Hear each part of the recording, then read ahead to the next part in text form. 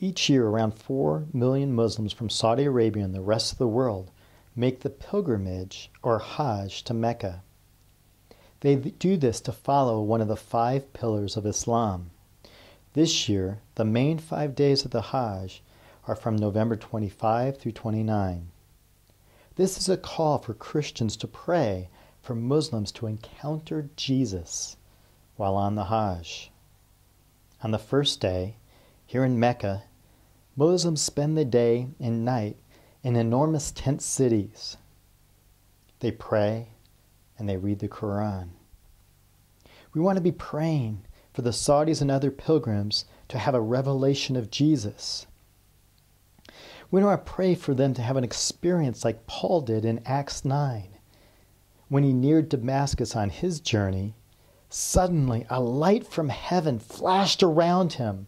He fell to the ground and he heard the voice of Jesus saying, "Saul, Saul, why do you persecute me?" May many on the Hajj experience Jesus in a supernatural way. On the second day, the pilgrims traveled to the plain of Arafat. Here the pilgrims spend the entire day standing or sitting near the Mount of Mercy, asking Allah for forgiveness. One of the most powerful teachings of Jesus is found in Luke 18.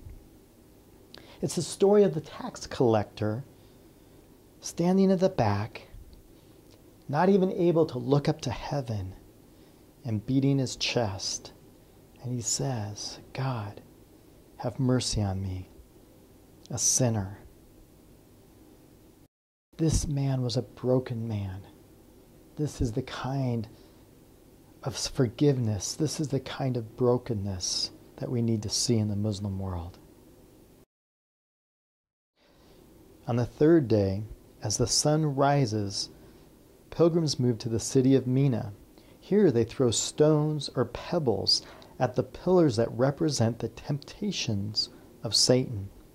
After casting the pebbles, many pilgrims slaughter an animal. This is a symbolic act that shows their willingness to part with something that is precious to them. Just as Abraham was prepared to sacrifice his son at God's command.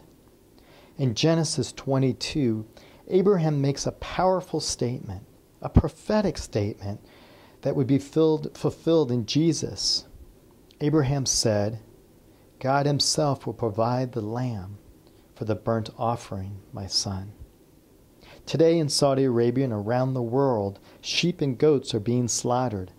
Muslims reject the slain Lamb of God. Pray that Muslims will understand that Jesus is the promised Lamb that takes away the sins of the world. On the fourth day, pilgrims set off to the Grand Mosque. 7 times they circle around the Kaaba. The pilgrims also walk 7 times between 2 small hills near the Grand Mosque. This is done in remembrance of the plight of Abraham's wife Hagar, who desperately thirsted for water for herself and her son before a spring welled up in the desert. Today, we ask that Muslims and Saudis would thirst and find the living water of Jesus. On the final day of the pilgrimage, people complete their final ritual, stoning Satan once again. Then they gather their belongings and head back to Mecca. For many, this is a long journey, for the road is crowded.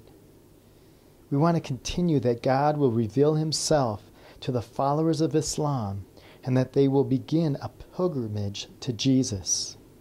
In John 14:6, Jesus says, "I am the way, the truth, the life. No one comes to the Father except through me." Please continue to pray for Muslims all over the world. Ask that they will continue to come to the Father through Jesus.